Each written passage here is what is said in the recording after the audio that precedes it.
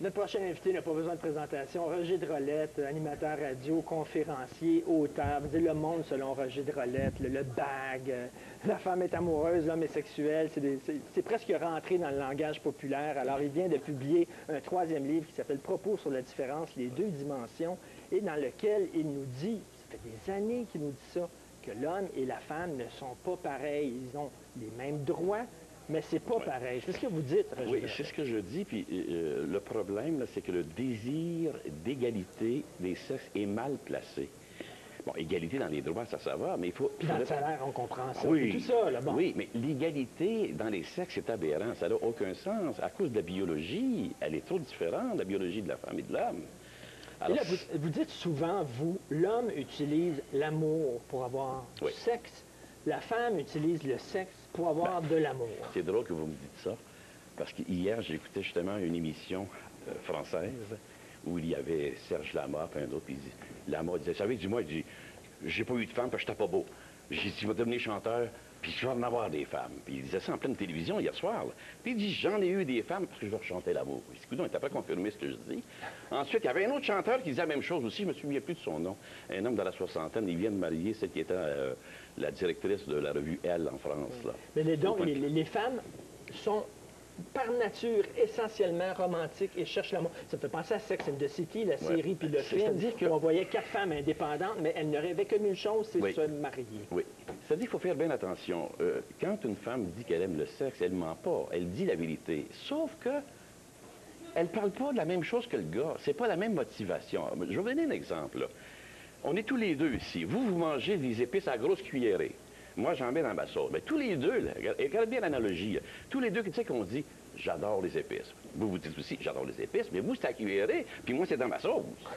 Alors, on a utilisé le même vocabulaire, donc on induit les gens en erreur. Mais est-ce que ça se peut que vous parlez des femmes d'une certaine génération? Les filles plus jeunes, les filles plus jeunes, là, elles pognent les gars dans des bars, elles les prennent, puis elles les jettent comme des Kleenex. Je parlais à une mère d'un adolescent.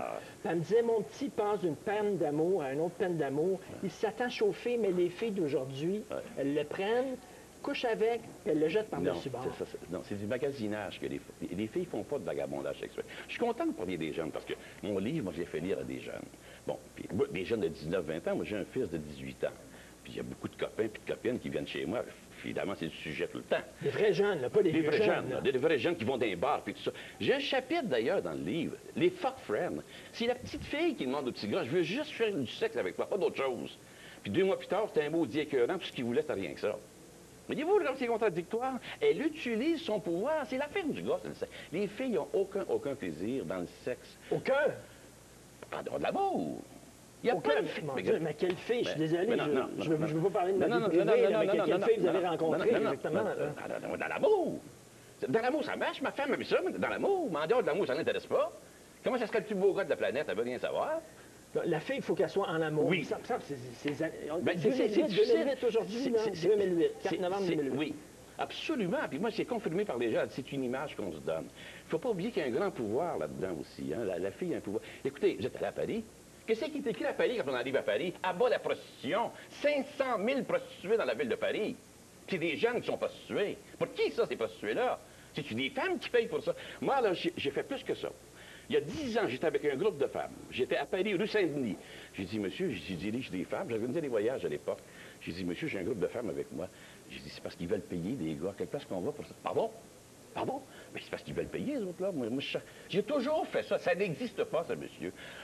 Je suis allé même dans les pays scandinaves. En Suède, ça existait un club où les femmes payaient. Il a fait faillite après un mois.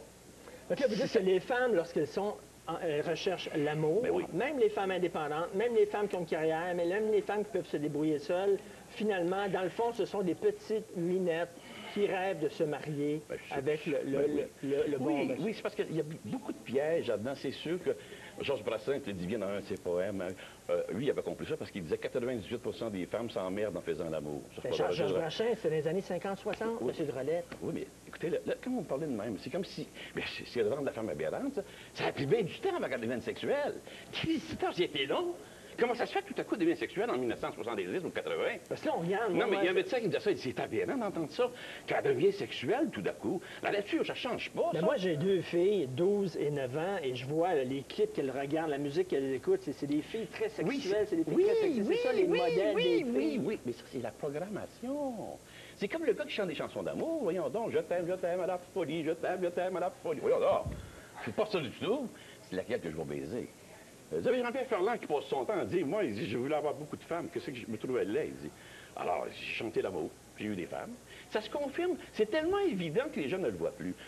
Femme sexuelle dans l'amour, ça, il n'y a pas de doute là-dessus, une femme est capable. Mais encore là, la sexualité chez une femme, c'est pas naturel, c'est culturel. La preuve, c'est que... C'est pas naturel. Vous venez de le dire, Moi, ça, c'est vous pas venez de le dire qu'on n'est pas en 1950. Donc, ils ne jouissaient pas en 50. Ou c'est vous qui venez de me dire ça. On n'est plus en 1950. On est en 2008. Donc, c'est la culture qui est rendue sexuelle, pas la nature. Si vous me dites qu'en 50... Mais là, vous dites que là-dedans, Mais dans oui, le mais- nouveau modèle qu'on leur propose, les filles, elles sont tristes. Elles sont malheureuses dans ce problème. Oui. Et vous dites dans votre chapitre que ça prend un chef dans la famille, puis ça doit être l'homme. C'est-à-dire qu'on n'a pas besoin de chef dans une famille. C'est quand il y a une décision importante à prendre. Ça prend un chef. Là, ici, un chef, j'espère qu'ils ne sont pas 2 gars pour décider quand il n'y a pas de majeur.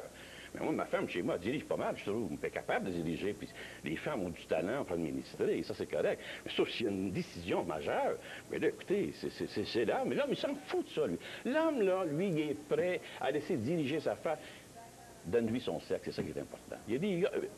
Mais finalement, on est un peu débiles, les gars. Tout ce qu'on veut, c'est notre petit biscuit, notre petit nanan. Ouais. Après ça, on est tranquille. On est comme un petit chien. Ben, c'est-à-dire que c'est dangereux. Trop de sexe, c'est dangereux pour un homme.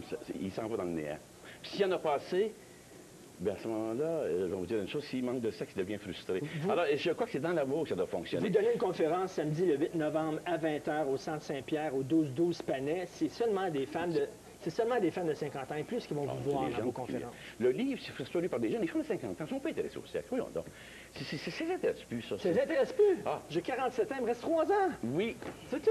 Non, mais c'est les gars de votre âge qui comprennent. Moi, là, quand je parle de ça, les 2 dimensions, un jeune de 20 ans, il capte ça tout de suite. On rappelle- Mais les gars de 40 ans et plus, c'est des causes perdues d'avance. On rappelle ça, Roger Drolet, propos sur la différence. N'oubliez pas, à partir de 19h ce soir, c'est l'émission spéciale animée par Pierre Bruno sur les élections américaines. Bien sûr, on va s'en reparler demain.